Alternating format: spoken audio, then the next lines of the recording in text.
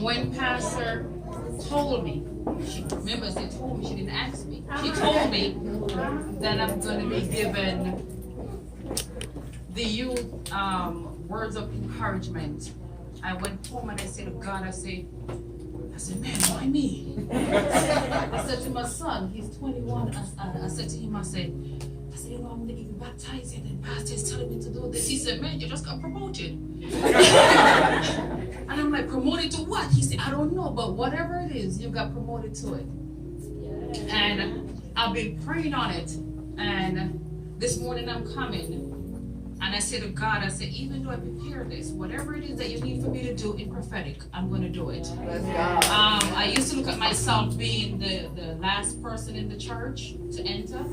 And I'm asking myself, I said, with all these ladies in here, why is it that I'm chosen? And I've learned not to ask questions. I got it. Because when you're disobedient to what God is asking for you, you're only stopping you.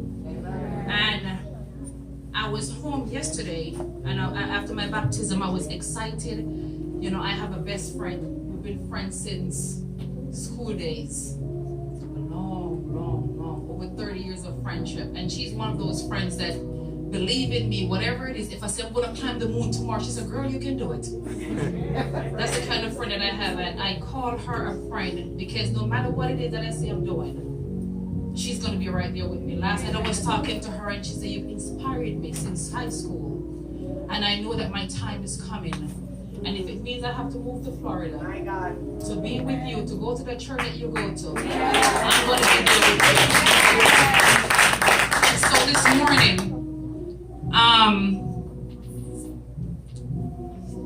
some of the time you have to be careful of what you ask God for, because when He delivers, it's not what we want to hear sometimes. Change is uncomfortable for us. And I was home yesterday and I set up, I text Pastor and I say, I'm having this feeling that I do not feel comfortable with. And I had this vision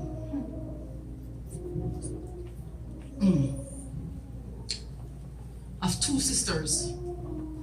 And for the whole time I'm just asking God, I'm like, please show me faces. And with these two sisters,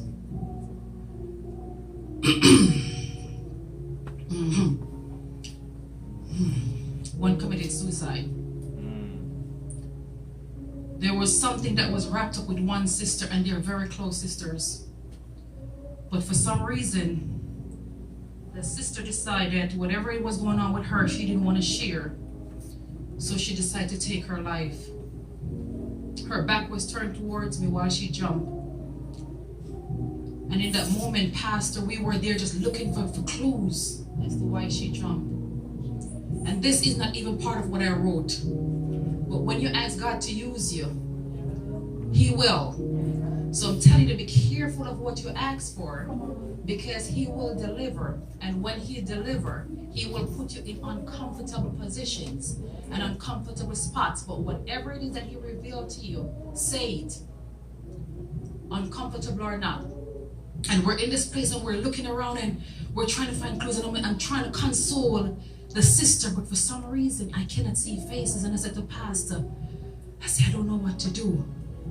I don't know what to say, because this is not something I'm wishing on anyone, because I have a daughter and I have a son. And when Pastor, and I'm laying there and I said to God, I said, this is the reason why Pastor chose me, or why you give it to Pastor to choose me to give the word of encouragement. Because some of the time we're in the church, and what we have to understand, when you walk into prophetic is a name. We are the community. And what we have to do is make sure that no matter what's going on in the church, we have to know what's going on in the church sometime. And because we're so caught up in our own thing, you never know when one word of encouragement can save somebody's life. That's right. Come on now. So this morning to my youth, yesterday with the words of encouragement, sister, it's like everybody was giving me the same encouragement. It's going to be hard walking with God. It's not hard walking with God when you make up your mind to do it. My daughter, March 30, I'll be 43. And every single time she turned around, she said, listen to me, woman. You're almost at menopause stage. You only have about 4 more months of good flesh left on you. So use it wisely. So I'm going to use my 4 more months of good flesh. 4 more months of good skin. That's what she told me. And use it wisely. So what I did, I went and I looked for what youth meant. And it said the time in life where one is young, a period between childhood and maturity. So my words of encouragement to you young pastors, you young apostles, you young elders, you young deacons, you lawyers, you doctors, you inventors, you scientists, and that's how I view you. And I use those words because that's how I see these young people in this church. Because growing with God, nothing is impossible. Come on now. Nothing. And one of the first things I have here is stay praying. Yes. The enemy is always trying to find a way to steal your joy. Yes. Put God first. Whatever you do, and God is second, you're never ever going to achieve it. Stay focused. Be humble. And that's one of the things that us as Christians, sometimes we don't know what it's like to be humble. My God. But let me tell you something. If you decide that you're going to walk with Christ, change is uncomfortable, and those are some of the things that you're going to have to deal with. Yes. And some of the times, I'm telling you, for me, sometimes the business I work in, Lord have mercy, sometimes I want to just, but I have to take my step back and I said, that's the old you. This is the old you. This is the new you. And some of the time, when you talk to people in your new you, you'll be surprised at how much more they understand you than when you were in your old you. Be driven. Be driven. When you're in the world and the things that drive you, when you go to God, make it 100 times more. Be yourself. Some of the time we want to be somebody else. Every time people look at me and they say to me, you work on it, and I'm like, yeah, they say I want a body like yours. I said, no, you don't. You want a body like yours. My driver's license, I'm 5'8". I feel like 5'9", so I'm 5'9". I'm athletic build. Your body cannot be like mine if you're 4'9" or you're 5'1" or you're 5'2". It's impossible. Be the best that you can be. Some of us let social media and all these entertainers tell us that who we need to be. No, you don't. Because let me tell you something. You do not know the trials and tribulations that those people go through to be where they are. What you want to be, you want to be the best of you. Because when you're somebody else, when are you going to show up to be you? By the time you blink. I always tell my son when he was 16, I'll be like, boy, by the time you blink, you're 18. By the time I blink and he's 21. And I'm like, Lord Jesus, I'm getting old. But I'm not. Age is just a number. Yes. So some of you will look at Carla B and we look at this person and we want to be this person. The young lady that baptized with me yesterday, I said every time I see her, I say Oprah Winfrey. I don't know why. I don't know why. And yesterday, I think I said to her, was either yesterday or the other night, I said to her, I said, hi Oprah. Let me tell you something. You don't want to be like Oprah. You want to be greater than Oprah. You don't want to be like Cardi B. You don't want to be like anybody that's out here. You want to be you and you want to be the best of it. People can have characteristics of what you're looking for. And I always say this in my life. You take a piece of paper and you put a line in between it. And you put on the left-hand side, you put somebody that you did not learn anything from. And you put on the right-hand side what you see yourself of the opposite of what that person was. And train. They say take 21 days to build a habit. I don't think it takes 21 days to build a habit. Because I got baptized yesterday and I know the things that my new me cannot be my old me that went under that water yesterday. So it does not take 21 days to build a habit. It's instant. Things happen just like this. But if you tell yourself that it's going to take 21 days, guess what your mind is going to tell you? It's going to take 21 days. In Philippians 4 verse 3, it says, I can do all things through Christ that strengthens me. So whatever you believe that God can do for you, He will give you the strength, the courage, the drive, the focus, and whatever it is to help you to be strong in that moment. He's going to do it for you. You know, I know sometimes you young ladies and young men look at it and say, us as adults, we don't understand. Oh, trust me. We understand. We did not just get up and say we're going to be adults. No. We were babies. We were 1. We were 2. We were 3. And let me tell you something. I was bullied in school like crazy. I was bullied like there was no tomorrow. I was called the girl with the big head because I was like 100 pounds wet in boots. I was called the girl with the big head, the girl with the big lips, the girl that her body looked like a man, the girl with the big calves. Listen, I was trying to find my passport from 1988 to come and show you guys. My kids asked me if I was a slave. My hair was so nappy, you could use that thing to clean this floor and it will come out shiny. And I say this to you, I survived. The only person, don't let somebody's negativity control your present. Don't let no one tell you what you can and cannot do. Do not put limitation on your growth. It's yours. Control it. Own it. My daughter, when I was pregnant, my kid's father said to me, he said, man, I hope she come up with the features but not with the head. Guess what she came up with? The head. She came out with the head. And Lord have mercy, if she ever hear this, she'll be like, Mom. But I love it though. And when she started going to school, I used to give her the braids. And she's like, listen to me, I don't want them braids no more because it showed my head too much. And now, when she's in school and people say, your head is big, she say, yes, I know, but I'm smart though. Because let me tell you something, as us as parents, what we do, stop shadowing the kids. Don't prepare your child for now. Prepare your child for the future. Society is not going to have lenience on them. We're not always going to be there to protect them. Open them up to their insecurities. I start accepting my arms. I start accepting my big lips. Because guess what happened now? People are paying for them. My big head, I grow into it.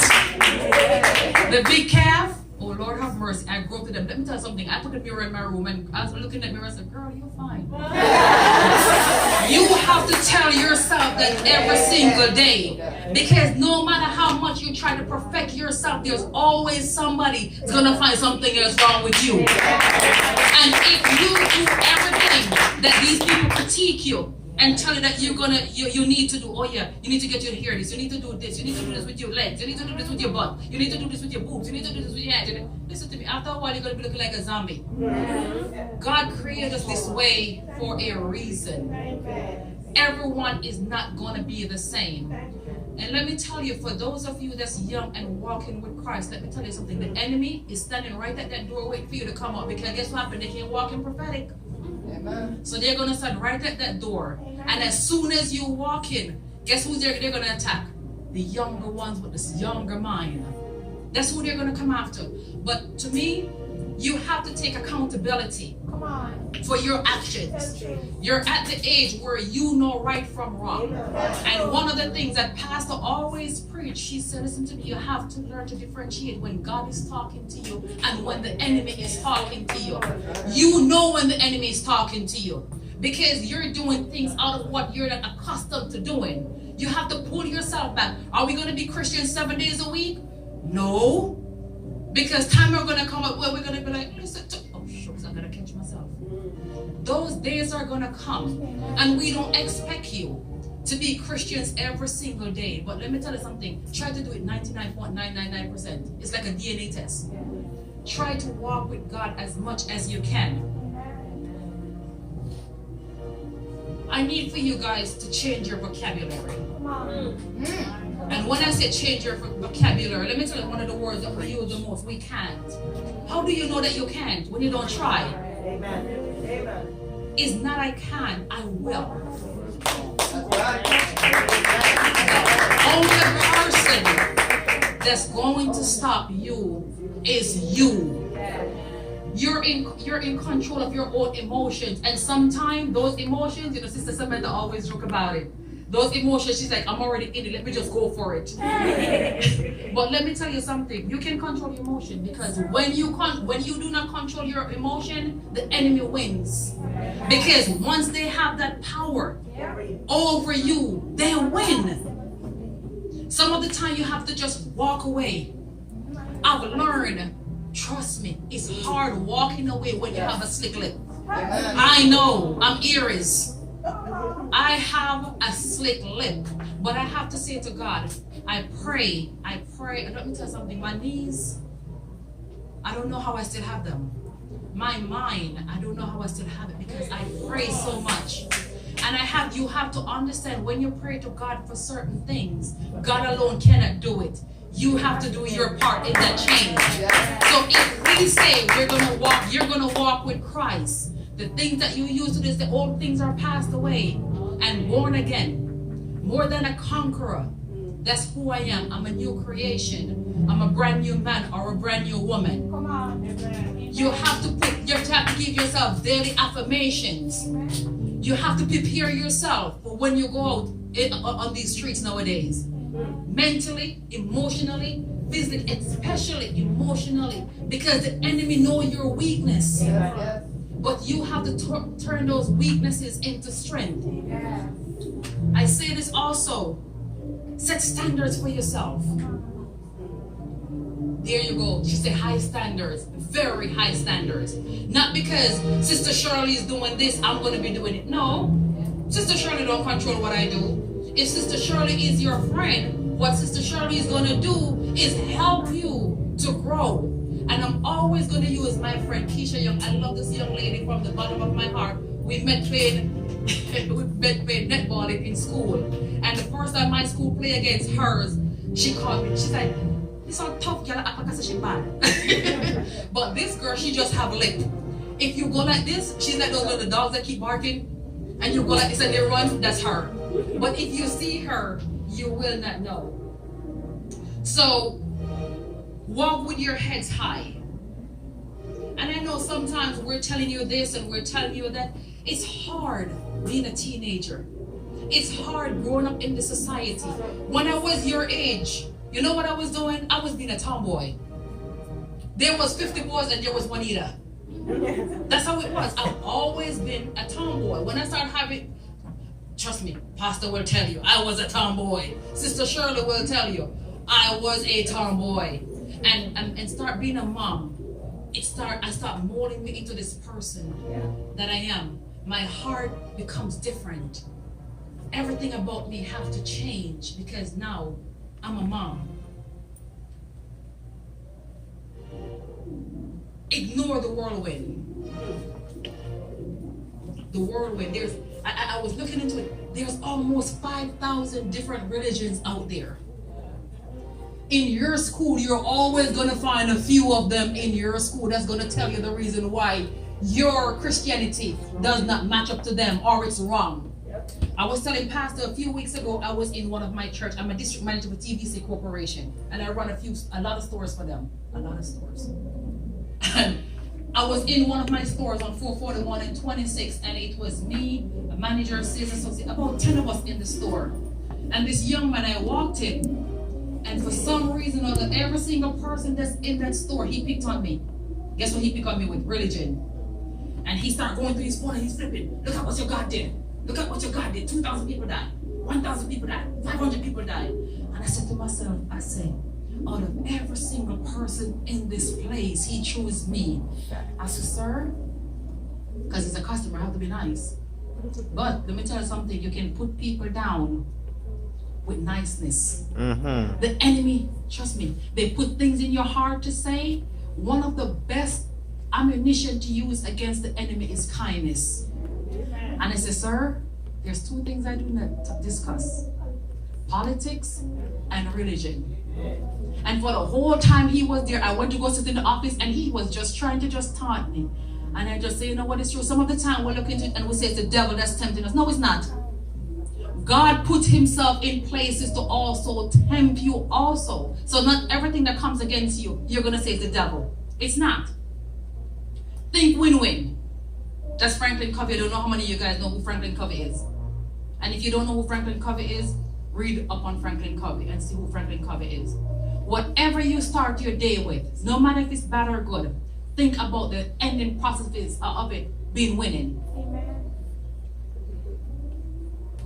Last, I encourage you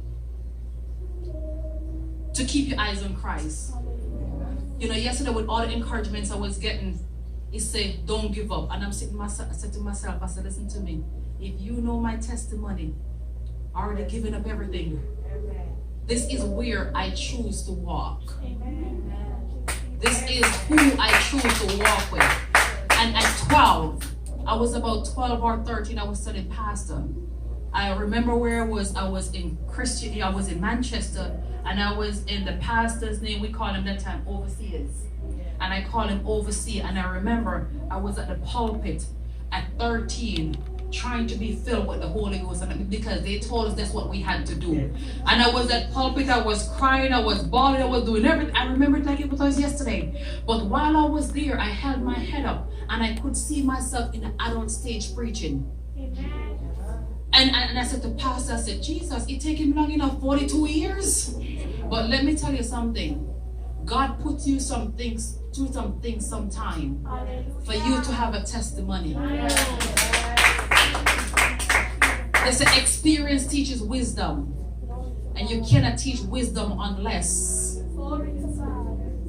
you have experience. Who you're seeing in front of you. If you know my trials and tribulations that I've been through to get here, you don't know my story. What people look at is the end result, but nobody sees what goes on in that process. And the process that pastor always uses is that olive oil. It's a process. The olive oil did not just turn out the way it is, refined. It has to go through this process. It's like gold. It's like diamond. And people always tell me, trust me, there's nothing that you've heard that I have not heard. The Bible says when mother and fathers forsake you, the Lord. Let me tell you something. There's only one person that will never ever judge you, that will never ever let you down. If you look at your surroundings and you look at how many people you lost, guess what happened? You're going to lose some more. You're going to lose some friends. Because guess what happened? You're walking in a light that your friend don't want to walk no more. Guess what happened? That's not your friend. Move on. Learn to walk alone sometimes. Learn to walk by yourself sometimes.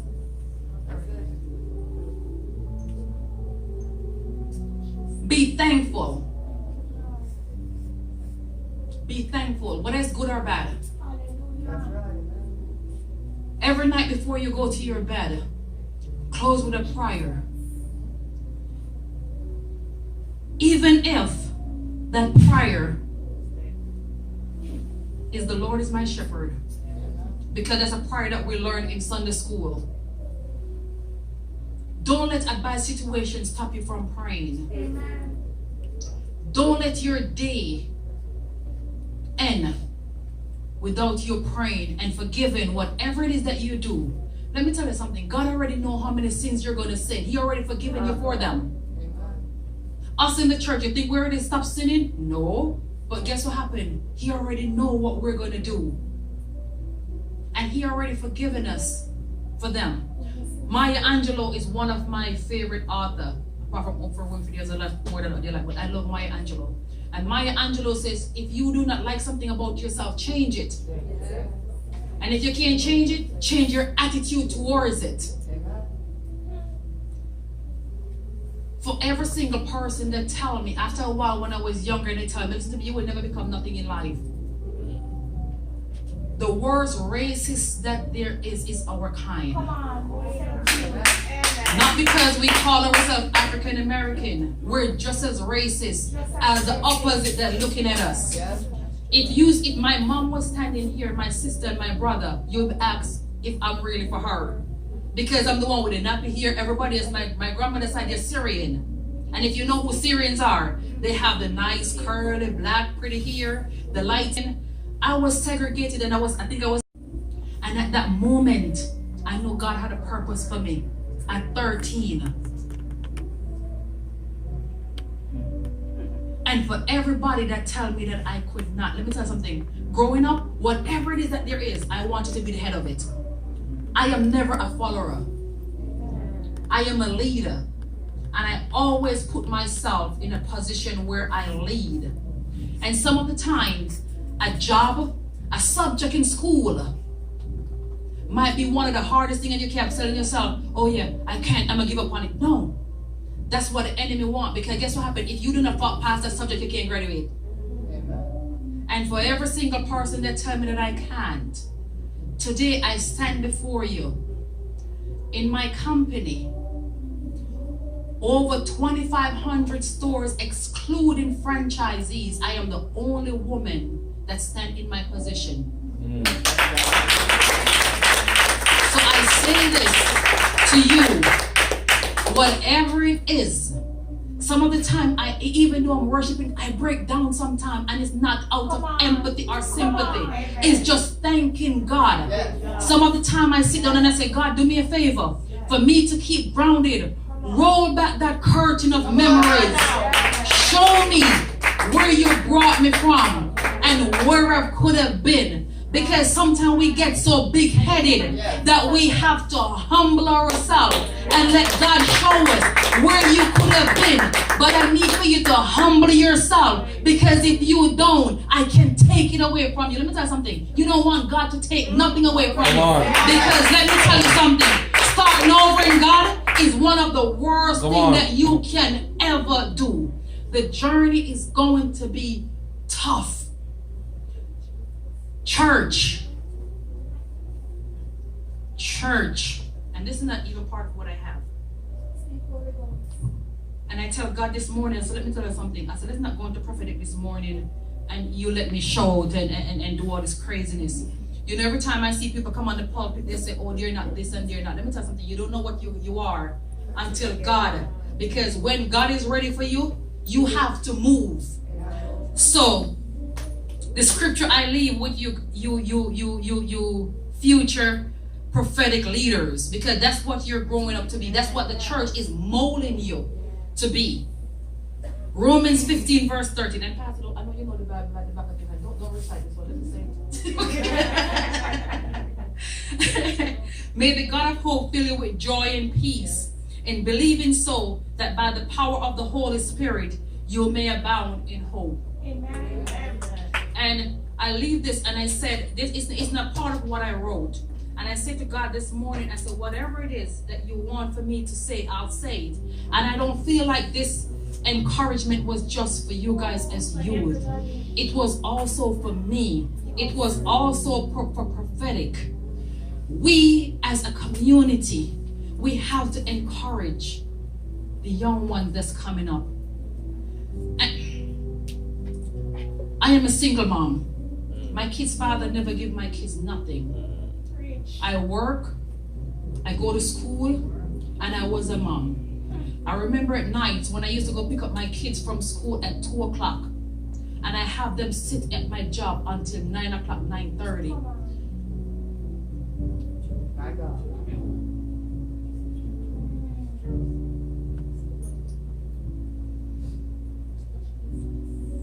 I am not an emotional person. And God is taking you to some places. I tell you, growth is uncomfortable. And Sister Shirley sits in front of you today.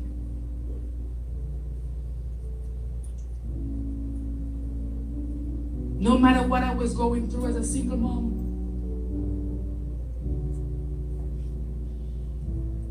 every single evening she would call me. Juanita, did you eat? I said, no, mommy. She said, food is here. Pastor was my babysitter. I have a complication every single time I turn with my daughter. And for some reason, every single time I go through a pre-contraction, guess who's always there? Pastor. She couldn't even drive. But she would take me to the hospital. I don't remember which hurricane it was. And she's not even supposed to drive, and we were in that rain. I remember one time I went into pre-labor, and I was driving on Oakland Park right there by Florida Medical. And the grace of God helped me, because that light was red and traffic was coming like crazy from the opposite direction. But for some reason, I went through that light, a red light. And it's after I went through that light, I said, oh my God, the light was red. Let me tell you something. When it's not your time, it's not your time. And as members of prophetic, we ourselves have to be encouraged. No matter what you're going through, you have to learn to pray also. You know, my son is 21, and I always say this. I said, man, I spoil this boy. Everything that he wants, I give it. Every single night when he's coming from work, I don't care if I see him. I care if I see him, but once I hear that, because he has the car boom, boom, boom, with the loud exhaust and everything, once I hear that coming from the street, I just start smiling. It's time for me to go to sleep. Amen. And even though he's 21, every single day, I say, I love you. My daughter is in the army. And at 19, some of the time I have to say to myself, some of the time you think that your work is done, it's never ever finished. We have to be strong for them. And this is my challenge to the young people in this church. I was there without help. I did not have a mom. My dad left Jamaica when I was 8. My mom, I met her when I was 6. I'm 42, and I do not have a relationship with none of my parents. And I survive. I'm not telling you to do that, because I've reached out, and the opposite of what I'm reaching for came back to me. And I say, God, I have forgiven, and I will move on. Because with God, you're never lonely. Amen. Never, ever, ever lonely. Learn to pray. The church, we have to be there for these young people. And mothers, stop thinking that you treat your son a certain way for them to be men. Teaching them to be bullies is not being men.